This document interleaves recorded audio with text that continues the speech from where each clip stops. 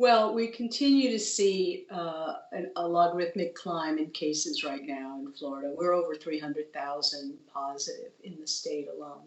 And in my county, we've been averaging about 26% positive rate for the test taking that's happening. So that's way above the norms that the CDC set and the international norms for having an an open economy.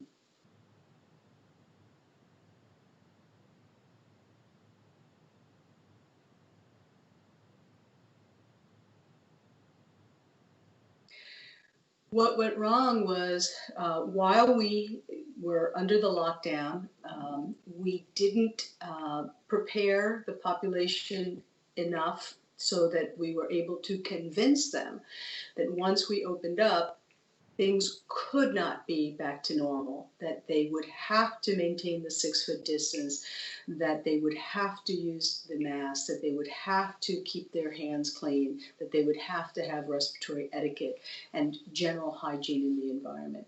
This message somehow was lost in the population. There were way too many people who did not see the seriousness of the virus. There were especially young people who felt that they were not at risk, which is not true. And all of this combined with the social unrest that we had nationally and here in Florida as well, where people gathered together in mass groups without wearing masks, shouting, sometimes laughing, sometimes screaming, all of which helped project the virus into further distances. We also are a state where we did have some problems with looting, so that there was also the use of tear gas and pepper sprays, which cause people to cough and sneeze, and that also really helps share the virus very dramatically.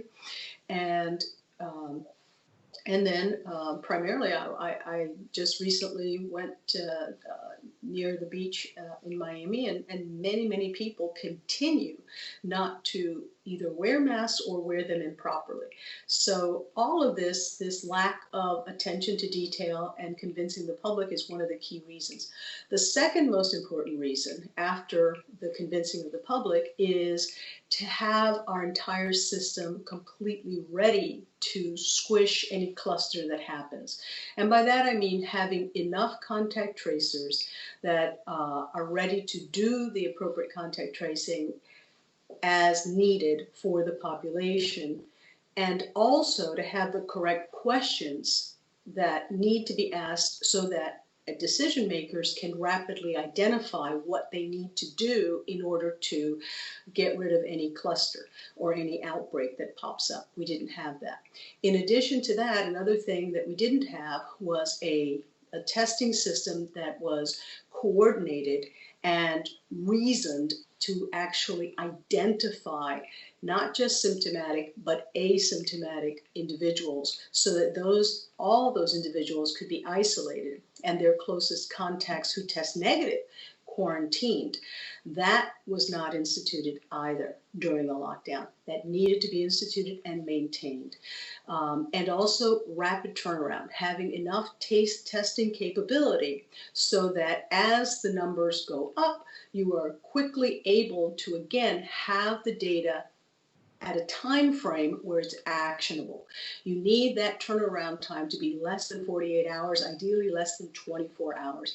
That makes the testing data actionable and helps the contact tracers do what they need to do to also help contain the outbreak, treat those who are sick, isolate all cases that are positive, and quarantine those closest contacts. All of that needs to happen simultaneously, coupled with appropriate messaging to the population so that they realize how serious this outbreak is.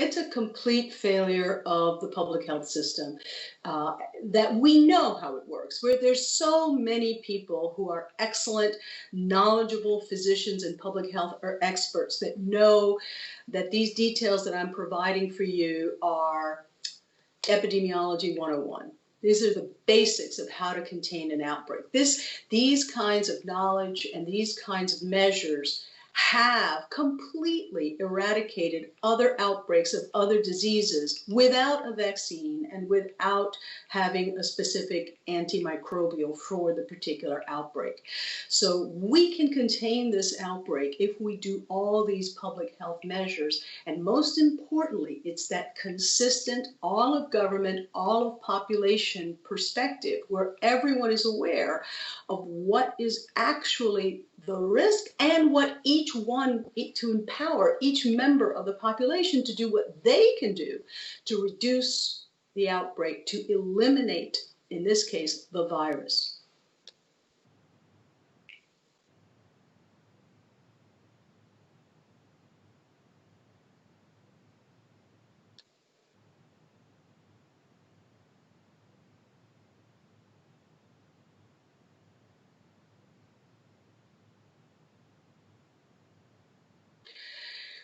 I'm hoping, because I'm an optimist, that our leaders from all political wings will unify together, will take the politics out of this problem, will recognize the enormous, enormous national security threat that this virus is for our health and our wealth, and act accordingly and act united to help us do all the things that I've just said, to convince the populace, all of the populace, to act knowing what they need to do to help us get rid of this and enact those measures, the testing and the contact tracing, in the way that actually provides actionable information.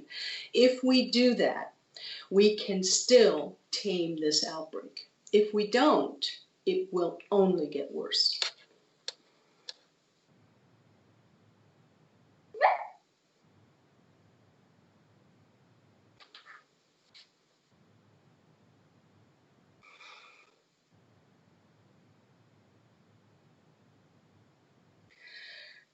I can but hope that common sense becomes more prevalent among others, among our citizens as well as our elected officials. And if our elected officials don't come to that conclusion on their own, then I'm hoping that our population can sway those public officials to get in line.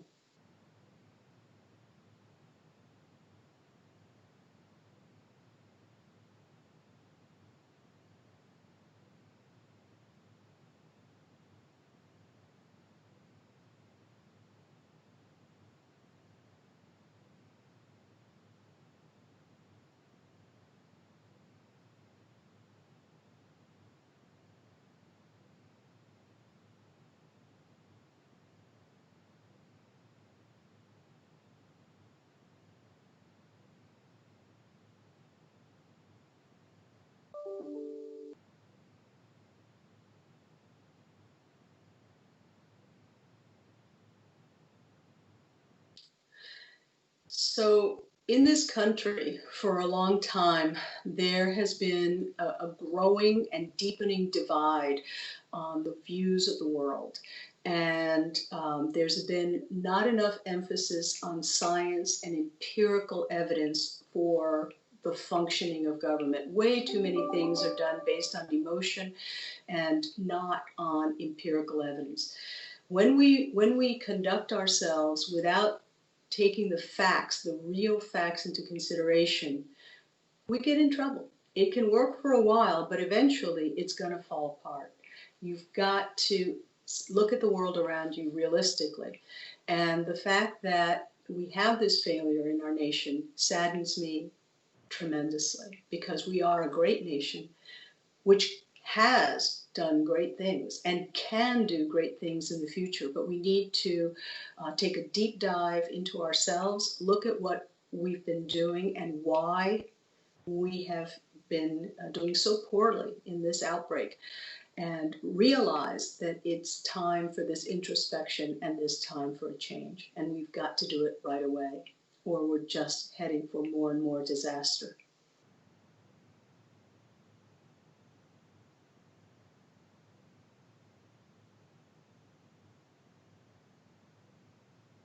You,